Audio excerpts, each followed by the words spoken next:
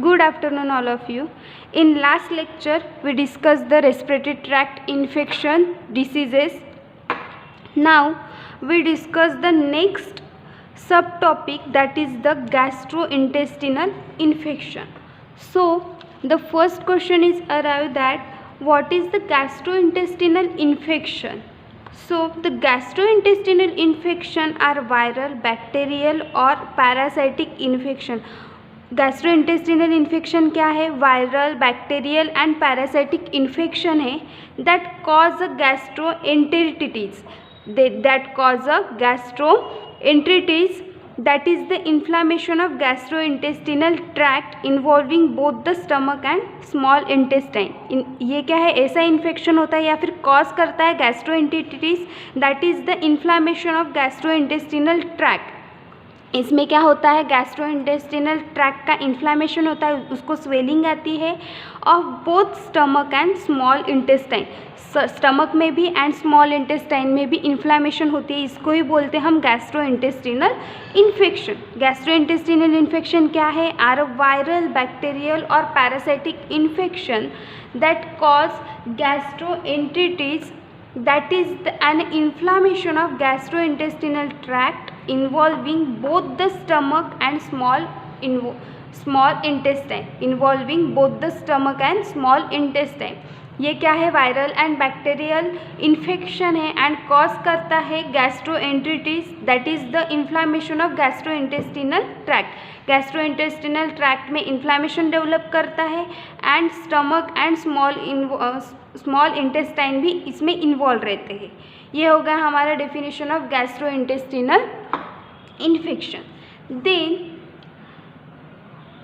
the reason for this kind of infection are virus, bacteria and parasite etc. ये जो infection होता है ये क्यों होता है या फिर उसका रीज़न क्या है? तो ये kind of infection are virus, यानी कि वायरस से भी इन्फेक्शन हो सकता है, बैक्टीरिया से भी, पैरासाइट से भी या फिर अदर माइक्रो ऑर्गेनिज्म से भी ये इन्फेक्शन हो सकता है.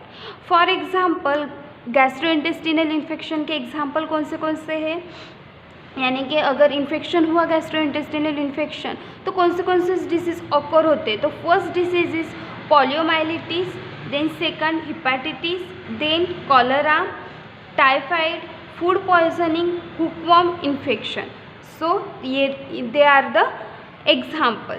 Then we discuss the first disease, that is the poliomyelitis. Poliomyelitis or a infantile paralysis is an acute infectious viral disease of human alimentary tract but may affect central nervous system, that is a brain, spinal cord and nerves, resulting in a paralysis. Poliomyelitis यानी क्या होता है? Polio. For example polio which is a cause by the polio virus of genus enterovirus, और उसका genus है एंटेरोवायरस. Poliomyelitis किससे produce होता है? उसका कॉजिटिव एजेंट क्या है? पोलियो वायरस है उसका कॉजिटिव एजेंट एंड उसका जीनस है एंटेरोवायरस. ठीक है, तो पोलियोमाइलिटिस और इन्फेंटाइल पैरालिसिस उसको ही बोलते हैं हम इन्फेंटाइल पैरालिसिस भी बोलते हैं हम पोलियोमाइलिटिस को. ये क्या है? एक्यूट इन्फेक्शियस वायरल डिसीज़ है. ये क्या है? एक्यूट इन्फेक्शियस, जल्दी इन्फेक्ट करता है एक पर्सन के टू द अनदर पर्सन में, एंड वायरल डिसीज़ है of human alimentary tract but में affect central nervous system. But वो अफेक्ट क्या करता है? सेंट्रल नर्वस सिस्टम को अफेक्ट करता है. That is the central nervous system में कौन से पार्ट्स आते हैं, कौन से पार्ट में अफेक्ट करता है? That is the brain, spinal cord, nerve and resulting in a paralysis. And वो क्या अफेक्ट करता है? ब्रेन को अफेक्ट करता है, स्पाइनल कॉर्ड को अफेक्ट करता है, नर्व्स को अफेक्ट करता है, विच कॉज या फिर विच रिजल्टिंग इन अ पैरालिसिस. ये हो गया हमारा पोलियोमाइलिटिस. पोलियोमाइलिटिस क्या है? ये एक्यूट इन्फेक्शियस वायरल डिसीज़ है. ये क्या है? एक्यूट इन्फेक्शियस वायरल डिसीज़ है of human alimentary tract but में अफेक्ट सेंट्रल नर्वस सिस्टम और विच अफेक्ट, और वो अफेक्ट करता है सेंट्रल नर्वस सिस्टम को, that is the brain, spinal cord and nerves, resulting in a paralysis, और उसका रिजल्ट होता है पैरालिसिस। अगर पोलियोमाइलिटिस होता है, पोलियो वायरस एक हाथ के बॉडी में चला जाता है तो वो पूरा एक तरफ वो पैरालाइज हो जाता है, उसका स्पाइनल कॉर्ड, ब्रेन, ये सब डैमेज हो जाता है और सीएनएस को अफेक्ट करता है। ये हो गया हमारा poliomyelitis. Then in which legs are more affected than arms, leads to permanent disability because the nerve cells once dead cannot grow again, may affect all age but children below 5 years are more susceptible। देखो इसमें क्या होता है, legs में ज़्यादातर polio होता है, in arms then arms, यानी कि लेग्स में ज़्यादा अफेक्ट करता है दैन आर्म्स में। Then leads to permanent disability because the nerve cell once dead can not grow again. Then इसमें क्या होता है, अगर पोलियोमाइलिटिस होता है तो परमानेंट डिसेबिलिटी क्रिएट करता है। एक बार अगर नर्व सेल डेड हो गई तो वो फिर से ग्रो नहीं करती, इसलिए वो क्या है, परमानेंट डिसेबिलिटी डिसीज है। देन में affect all age but children below 5 years are more susceptible, ये अफेक्ट करता है ऑल एज के पर्सन में, but susceptible in below 5 years children. 5 years children के बिलो जो चिल्ड्रंस होते हैं उसको ज़्यादा अफेक्ट करता है। ये हो गया हमारा poliomyelitis. Then poliomyelitis which is cause by polio virus, ये जो पोलियोमाइलिटिस है ये कॉज होता है पोलियो वायरस से। And the genus is enterovirus, and the genus is enterovirus, and the structure is ssRNA enclosed in a protein capsid, और उसका structure जो होता है पोलियो वायरस का वो ssRNA होता है enclose in a protein capsid में। और पोलियो वायरस के 3 टाइप्स होते हैं, that is the PV1, PV2 and PV3।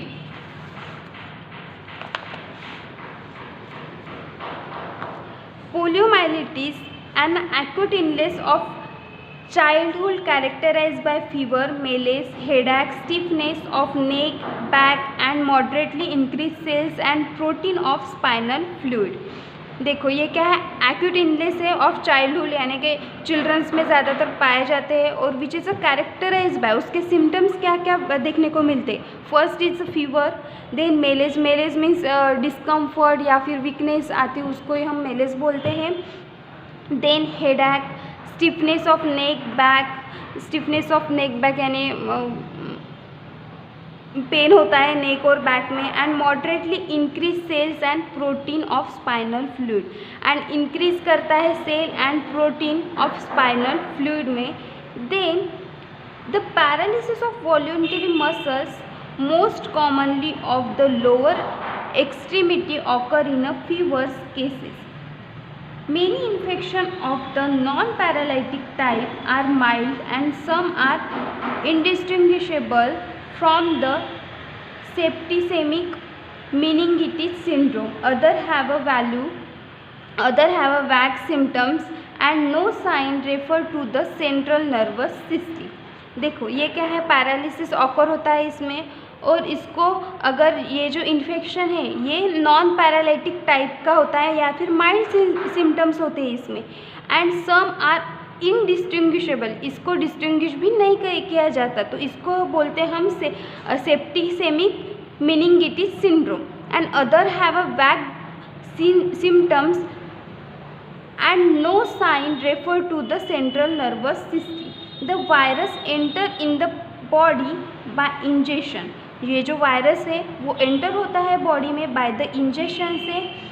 Inhalation of droplet can also be mode of entry in a close contact of patient in early stage of disease. अगर एक आदि patient है उसको poliomyelitis हुआ है, अगर उसके ड्रॉपलेट्स हेल्दी पर्सन के इन्हेलेशन में चले जाए या फिर close contact of a patient in early stage of disease, जो इंक्यूबेशन पीरियड होता है, इंक्यूबेशन पीरियड कितना है पोलियोमाइलिटिक्स का 10 डेज, अगर 10 डेज में अगर वो क्लोज कांटेक्ट में चला जाए हेल्दी पर्सन के, तो वो हेल्दी पर्सन भी कॉन्टेमिनेटेड हो सकता है। Then the virus multiplies in a lymphatic tissue of alimentary canal from the tonsil to the Peyer's patch and enter the regional lymphatics. देखो इसमें क्या होता है, ये वायरस की बॉडी में चला जाता है बाय इंजेक्शन से। Inhalation of droplets can also be mode of entry of close contact of patient. अगर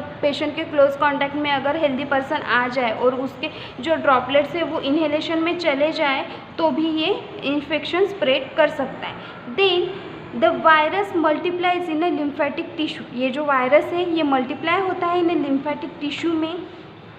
then from the tonsil to Peyer's patch and enter the regional lymphatics. Peyer's patch means होता है smaller masses of lymphatic tissue. ये Peyer's tonsil तो आप सबको पता है, but pairs patch यानी क्या होता है, smaller masses of lymphatic tissue. Lymphatic tissue में स्मॉलर मासेस क्रिएट करता है, उसको ही बोलते हैं हम Peyer's patch. And enter in the regional lymphatics after multiplication in this sites the virus enter the blood stream. Then उसके बाद क्या होगा, अगर हमारी बॉडी में वो वायरस चला जाएगा, उसका मल्टीप्लिकेशन होगा लिम्फेटिक टिश्यू में। देन उसके बाद मल्टीप्लिकेशन के बाद वायरस एंटर हो जाएगा ब्लड स्ट्रीम में and it carried to spinal cord and brain and which is carried to the spinal cord and brain. देखो फर्स्टली वो वायरस हमारी बॉडी में चला जाएगा by the inhalation of droplets. Then उसके बाद वो वायरस का मल्टीप्लिकेशन होगा इन ए लिम्फेटिक टिश्यू में।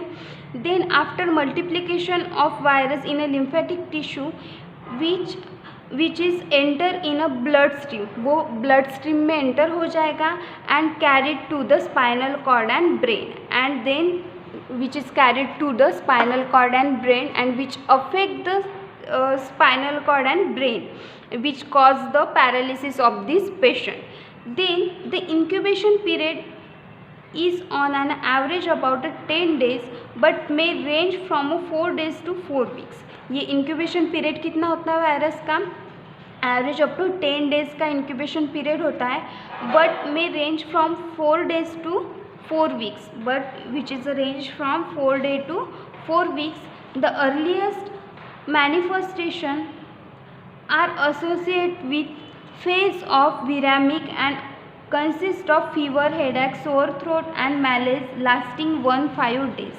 देखो इसमें क्या बोलते हैं इसमें, the earlier manifestation are associated with the phase of viraemic. Earlier manifestation है एसोसिएटेड होते हैं बनते the phase of viraemic. Viraemic यानी क्या, विरामिया यानी क्या, virus enter to the blood stream. अगर वो वायरस एंटर हो गया ब्लड स्ट्रीम में तो उसको ही बोलते हैं हम विरामिया।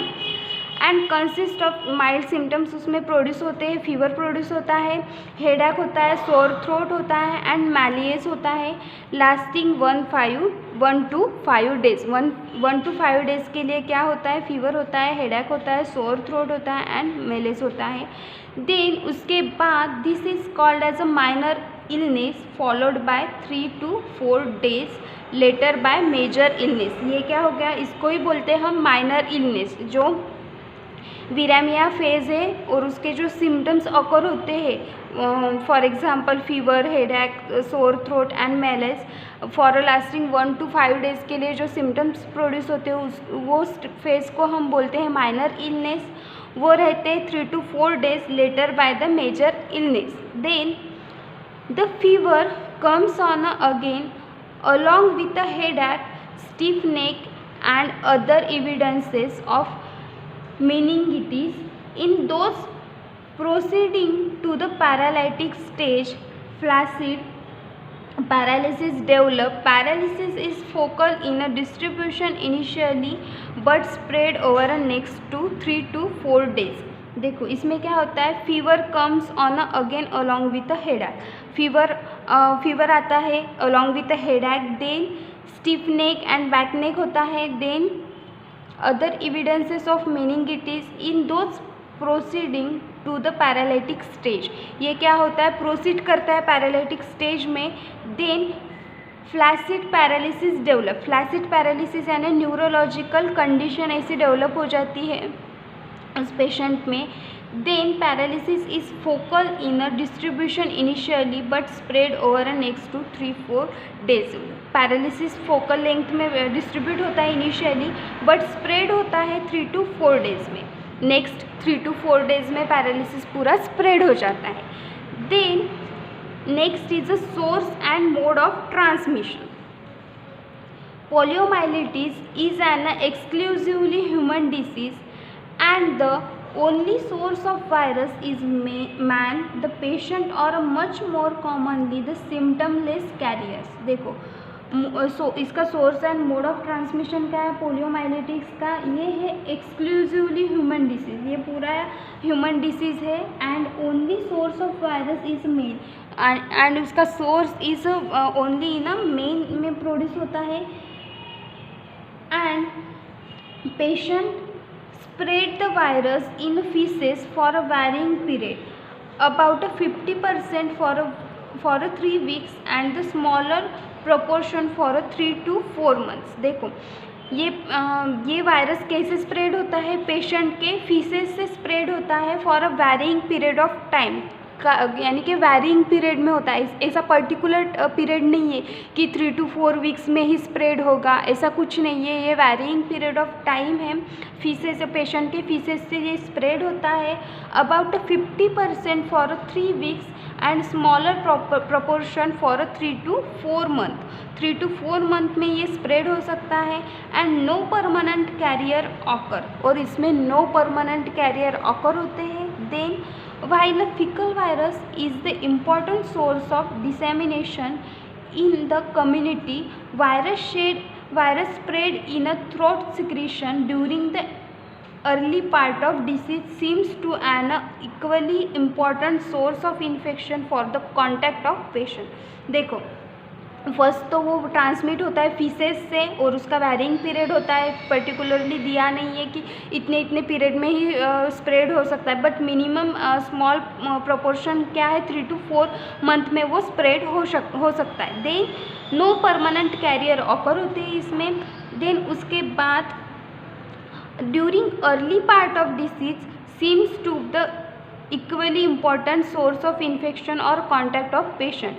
जो अर्ली पार्ट होते हैं डिसीज़ के वो ज़्यादा इन्फेक्ट करता है पेशेंट को, और the source of infection of contacted person. ये हो गया हमारा source and mode of transmission. अभी तक हमने क्या देखा, पोलियोमाइलिटिक्स की डेफिनेशन वो किससे कॉज करता है, गैस्ट्रोइंटेस्टिनल की डेफिनेशन. देन उसके बाद source and mode of transmission. Then हम डिस्कस करेंगे लेबोरेटरी डायग्नोसिस. तो लेबोरेटरी डायग्नोसिस में स्पेसिमन्स ऑफ फीसेस और throat washing are inoculated on to monkey kidney और ह्यूमन एमेशन tissue culture and observe for a cytopathic effect, that is the CPE. cytopathic effect यानी क्या, refer to structural changes in a host cell that are caused by viral evasion. ये इसमें क्या होता है, refer करता है स्ट्रक्चरल चेंजेस होते हैं होस्ट सेल में that are cause by viral, यानी कि वायरल का जो वायरल इन्फेक्शन जो होते हैं उसमें होस्ट सेल का स्ट्रक्चरल चेंजेस इसमें ऑब्जर्व करते हैं, उसको ही बोलते हैं हम cytopathic effect, that is the CPE. So the laboratory diagnosis में क्या बताया, जो स्पेसिमन होते हैं फीसेस के, या फिर स्पेसिमन ले लो फीसेस के, या फिर throat washing are inoculated on to the monkey kidney, monkey के किडनी में इनोक्यूलेटेड करते हैं, या फिर तो ह्यूमन एमनियन टिश्यू कल्चर में इनोक्यूलेटेड करते हैं. And which is observe for a cytopathic effect, that is the CPE. Cytopathic effect यानी क्या होता है, ऐसा इफेक्ट होता है जो स्ट्रक्चरल चेंजेस रेफर करता है to the host cell that are cause by viral infection. Then the serotype of isolate is determined by neutralization test with a standard type of specific antisera. वो जो serotype of isolated होता है वो determine करते हैं neutralisation test से with a standard type of specific antisera से. Then during the early stage of disease throat specimen is better, but when paralysis supervenes the virus is more readily isolated from the faeces. जो virus है वो मोर readily isolate होता है from the faeces से. ये हो गया हमारा laboratory diagnosis.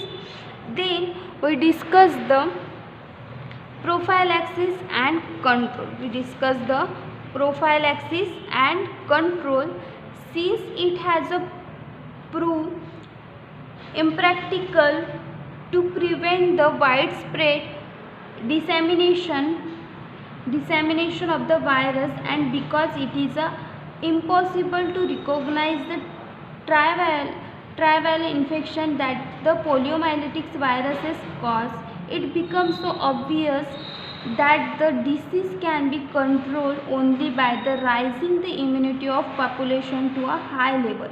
Active immunization against a poliovirus infection can be produced by the use of 2 vaccines.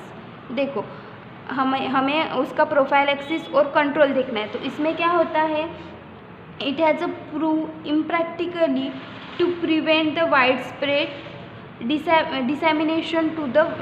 dissemination of the virus, and because it is impossible to recognize the trivial infection that the poliomyelitis viruses cause. देखो इसमें क्या होता है, ये ऐसा wide spread होता है virus कि इसको इम्पॉसिबल होता है कंट्रोल करने में. तो इसके लिए हम क्या करते हैं, इम्यूनिटी इंक्रीज करते हैं पॉपुलेशन की टू द हाई लेवल. ये बस ये कंट्रोल कैसे किया जा सकता है, control only by the rising the immunity. Immunity increase की जाती है पॉपुलेशन की to the high level. Active immunization against polio virus infection. Active immunization against the polio virus infection can be produced by use of inactivated polio vaccine, that is the Salk, और live attenuated polio vaccine. 2 vaccine है, जो inactivated polio vaccine है एक, और live attenuated polio vaccine है. इससे हम हमारी इम्यूनिटी राइज कर सकते हैं पॉपुलेशन की या फिर पीपल्स की. इससे हम पोलियोमाइलिटिक्स कंट्रोल में ला सकते. तो फर्स्ट है inactivated polio vaccine. Inactivated polio vaccine may be used simultaneously with a triple vaccine against a diphtheria, pertussis or tetanus, or it may be combined with in a quadruple vaccine. देखो इसमें क्या होता है, inactivated polio vaccine में क्या होता है, विच is a use simultaneously with a triple vaccine. ये यूज़ होता है ट्रिपल वैक्सीन में या फिर तो 4 type of vaccine, that is the quadruple vaccine में. तो कौन सी ट्रिपल वैक्सीन में कौन सा रहता है, डायप्थेरिया, पर्ट्यूसिस और टीटेनस. और फोर्थ वैक्सीन रहेगा that is the quadruple, that is the polio vaccine. उसमें दिए जाएगा पोलियो वैक्सीन. फोर्थ ड्रग रहेगा हमारा पोलियो वैक्सीन. तो फर्स्ट कौन सा है, डायप्थेरिया, पर्ट्यूसिस और टीटेनस. ये हो गया हमारा ट्रिपल वैक्सीन. और क्वाड्रपल वैक्सीन हो गया हमारा डायप्थेरिया, पर्ट्यूसिस और टीटेनस और पोलियो वैक्सीन. ये हो गया हमारा क्वाड्रपल वैक्सीन. तो इनएक्टिवेटेड पोलियो वैक्सीन में हम ट्रिपल वैक्सीन में देते हैं या तो फिर क्वाड्रपल वैक्सीन में देते हैं. ये हो गया हमारा inactivated polio vaccine. Then next है हमारा live attenuated polio vaccine. is obtained by attenuation of viral strain which lack all power to produce a paralysis even when injected directly into the brain or spinal cord of monkey. ये क्या है, live attenuated polio vaccine. ये obtain होता है attenuation of viral strain which lack of all power of produce paralysis even when injected directly into the brain और spinal cord of monkey. Monkey के brain और spinal cord में है directly inject किए जाते हैं लाइव अटेन्यूएटेड पोलियो वैक्सीन. और which is obtained होते हैं अटेन्यूएशन ऑफ वायरल स्ट्रेन से and which lack all power of produce paralysis, और वो क्या करता है, जो पावर रहती है पैरालिसिस प्रोड्यूस की वो डिक्रीज करता है. Then live vaccine have a great advantage over killed vaccine that they are given orally and are therefore much easier to administer. Live vaccine है, ये क्या है, ग्रेट एडवांटेजेस है इसका और ओवर द किल्ड वैक्सीन. जो किल्ड वैक्सीन से live vaccine क्या है, ग्रेट एडवांटेजेस है. They are given orally and therefore much easier to administer. ये एडमिनिस्ट्रेट किए जाते हैं ओरली. ये जो लाइव वैक्सीन है ये एडमिनिस्ट्रेट की जाती है ओरली. देन उसके बाद large number of person can be immunise by feeding the vaccine during a short period of time. Then उसके बाद large number of person can be immunise, यानी कि उसकी अगर ये पर्सन को वैक्सीन दी तो लार्ज नंबर में इम्यूनाइजेशन इंक्रीज होती है by the feeding of vaccine during a very short period of time. In addition, this vaccine is much more economical in use than the inactivated vaccine. देखो, और इसका और एक advantages क्या है, मच मोर इकोनॉमिकल, वो इकोनॉमिकल भी है use than the inactivated vaccine. Inactivated vaccine है ना किल्ड वैक्सीन. जो किल्ड वैक्सीन कौन सी है हमारी, इनएक्टिवेटेड वैक्सीन जो होती है वो होती killed vaccine. Then because it is much simpler to prepare and virus dose required is approximately 1/10,000 part of virus content of single inoculation of the inactivated vaccine. देखो इसमें क्या होता है, इनएक्टिवेटेड वैक्सीन में यानी कि live vaccine is more economical than the inactivated vaccine because it is a much simpler to prepare the virus dose. क्यों रहती है ये इकोनॉमिकल, ये मोर सिंपल प्रोड्यूस करती है या फिर प्रिपेयर करता है virus dose. Required is approximately 1000 part of the virus content of the single inoculation of the inactivated vaccine. Then passive immunity can be confirmed by injecting gamma globulin. ये हो गया हमारा कौन सा, पोलियोमाइलिटिस. पोलियोमाइलिटिस में क्या देखा हमने, गैस्ट्रोइंटेस्टिनल इन्फेक्शन की डेफिनेशन, देन पोलियोमाइलिटिस उसका कॉज, देन उसके बाद source and mode of transmission, then laboratory diagnosis, then prophylaxis and control. Then उसके बाद हम देखेंगे next disease hepatitis in next lecture. Thank you.